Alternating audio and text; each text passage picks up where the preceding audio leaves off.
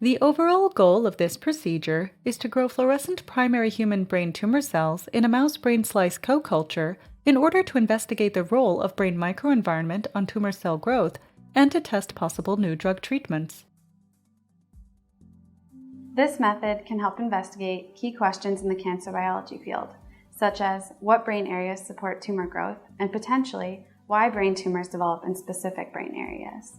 The main advantage of this technique is that it can also be used as a system to test new drug therapies on human brain tumor cells that do not grow in normal cell culture conditions.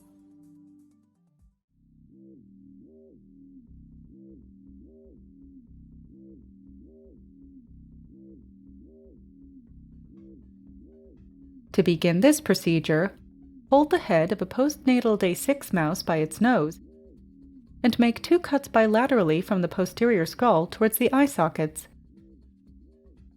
Keep the tip of the scissors as close to the skull as possible to avoid tissue damage. Then, make a 3rd cut across the first cut and second cut.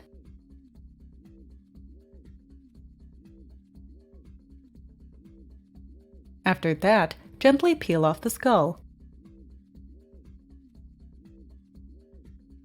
Using small spring scissors, cut the remaining skull along the midline. Subsequently, peel off the skull to reveal the olfactory bulbs. Insert a flat-faced spatula moistened with dissection buffer in between the bottom of the brain and the base of the skull.